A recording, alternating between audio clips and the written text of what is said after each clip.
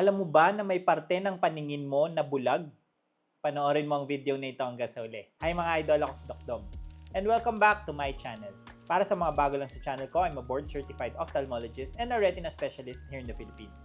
So if you want medical and eye contents, please don't forget to hit that subscribe button and turn on that notification bell for more videos like this. Pero disclaimer lang po, ang mga videos na ginagawa ko ay hindi para mag-diagnose ng mga iba't ibang sakit nyo sa mata dahil mahirap mag-diagnose sa ganitong platform. Bagkos ito ay para mas maintindihan nyo yung mga iba't ibang sakit sa mata na na-diagnose na po sa inyo. Ang pagpapacheck up sa inyong mga ophthalmologist ay ine-encourage. And for today's video, pag-usapan naman natin yung mga interesting at shocking na facts about sa iyong mga mata na hindi mo pa alam. Tara, let's discuss. Simulan natin sa isang bagay na meron tayong lahat, yung tinatawag na blind spot. Oo, meron tayong parte ng ating mga paningin na hindi nakakakita or bulag na hindi natin napapansin or nararamdaman. May bahagi kasi ng ating mga retina na walang photoreceptors. Ibig sabihin, kung wala nito, hindi ito makakakita ng kahit ano. Pero bakit ganon? Hindi mo napapansin na meron na palang nawawala sa parte ng paningin mo. Dahil yung utak natin ang nag-fill in ng parts para ito ay makumpleto or yung paningin natin ay hindi magmumukhang merong kulang. In short, hindi talaga kumpleto yung nakikita mo or meron talagang kulang. Pero inaayos lamang ito ng ating mga utak para magmukha itong buo. At dito pumapasok yung fact number 2, na hindi talaga ang mga mata natin ang nakakakita, kundi ang ating mga utak. Yung utak natin ang pinaka-boss pagdating sa paningin. Yung mata natin parang camera lamang yan, no? Nagka-capture lamang siya ng light na pumapasok sa ating mga mata. Pero kailangan ma-convert ng light into signals para ipadala sa ating mga utak para ma-process natin ito at makakita tayo ng maayos. Kaya minsan kahit tama yung mata mo, ay mali pa rin ang nakikita mo. Tulad ng mga tinatawag na optical illusions. Ibig sabihin, pwede kang malinlang ng sarili mong utak at iba ang iyong nakikita. Fact number 3. Napansin mo ba na habang tumatanda ka ay pahirap ng pahirap na makakita ka sa mas madidilim na lugar? Hindi lamang yan dahil sa pagod. Dahil totoo talaga na habang tumatanda tayo ay humihina ang ating mga night visions. Ang responsable kasi sa ating night vision ay yung mga rod photoreceptors sa ating mga retina. Ito yung responsable sa low light vision or yung mga madidilim na lugar. Pero habang tumatagal or tumatanda tayo ay nababawasan ang efficiency ng mga rods na ito. Kaya kung dati kahit bata ka pa ay nakakakita ka kahit sa madilim na lugar, ay ngayon ay kailangan mo na ng konting ilaw. Normal naman ito dahil tumatanda na nga tayo. Pero dapat importante na malaman mo kung kailan ito normal at kung kailan naman ito abnormal. Fact number 4. Ang alam ng mga nakakarami ay ang 20/20 visual acuity ay ang perfect na vision. Pero ang totoo ay hindi ito ang pinaka-perfect na vision. Ang 20/20 vision ay considered kasi na normal. Pero hindi ito ang perfect dahil meron pang mga tao na mas nakakakita pa ng 20/15 na mas maliit pa sa 20/20 na normal. So, kung 20/20 vision ka, ay very good na yan. Normal naman ang iyong paningin, pero hindi pa rin ito ang pinaka-best. Fact number 5. Ang mga mata natin ay hindi talaga yan pantay. Merong mas malakas or yung tinatawag na dominant eye. Parang kamay, may right-handed or may left-handed. Ganon din sa mata. May mas ginagamit ang utak natin para mag-focus ng maayos. Fact number 6. Alam mo ba na mas madalang ang pagkurap ng mga mata natin kapag nakatingin tayo sa malapitan kumpara kapag tayo ay nakatingin sa malayo? Ang average na pagkurap natin pag nakatingin tayo sa malayo ay nasa 15 to 20 times per minute. Pero kapag nakatingin tayo ng malapitan ng matagal na oras tulad ng pagse-cellphone at pagga-gadget ay mas bumababa ito hanggang kalahati. Kaya pag nakakonsentrate tayo sa malapitan ay malaki ang tsansa magkaroon tayo ng dry eyes, fatigue or mabilis na pagkapagod ng mata, paghahapde, at pagluluha.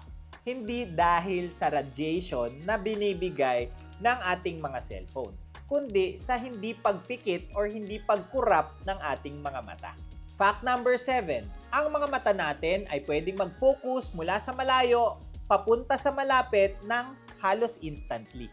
Pero habang tumatanda tayo ay nawawala or humihina din ito. Ito yung tinatawag na presbyopia, na pagdating ng ating mga 40 years old, no, average, ay nahihirapan na tayong mag-focus sa malapitan. Kaya kung dati ay mas madali lamang sa iyong magbasa sa malapitan, ay kapag ikaw ay umabot ng 40 years old pataas, ay palayo na ng palayo or nilalayo mo na yung gusto mong basahin para makita ito ng mas maayos. Dahil nga, nahihirapan na yung mga mata natin mag-focus sa malapitan. Fact number 8, pwede kang makakita ng mga maliliit na itim-itim na parang insekto, langaw, or basta lumilipad sa iyong paningin na nakakairita. Ito yung tinatawag na floaters. Sa karamihan ng tao, ito ay parte ng pag-edad or normal lamang ito. Ito ay proseso ng pagbabago sa loob ng ating mga mata na pwedeng mag-cause na makakita tayo ng mga floaters. Pero pwede rin kasi itong maging senyales ng mas malalang problema sa mata tulad ng retinal detachment na pwedeng makabulag. Kaya kapag ito ay biglang lumaki, biglang dumami, parang may flash ng camera na nakikita parate pero wala naman talaga, at kung parang may kurtina na nakaharang sa iyong paningin, ay ipa-check up mo na kagad ito dahil baka ito ay retinal detachment na. Ang mga mata natin ay kayang mag-adjust mula sa maliwanag papunta sa madilim na lugar pero hindi ito biglaan or instant. Dahan-dahan itong nag-a-adjust. Actually, kayang abutin ng 20 hanggang 30 minutes bago tayo tuluyang maka-adapt sa madidilim na lugar. Kaya kung pumasok ka sa madilim na lugar or kwarto at wala kang makita, ay normal ito. Hayaan mong mag-adjust muna ang iyong mga mata bago ka makakita sa madidilim na lugar. Pero kung hindi pa rin ito mag-adjust, kahit na matagal ng oras, ay mag-isip-isip ka na. May problema na. Kailangan mo na itong ipacheck sa iyong ophthalmologist. Fact number 10.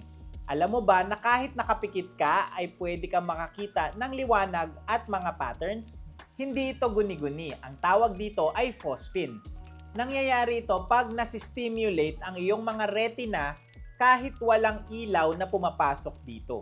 Tulad kapag dinidiin mo ang iyong mga mata or kinukusot ito or mga sudden changes sa mata.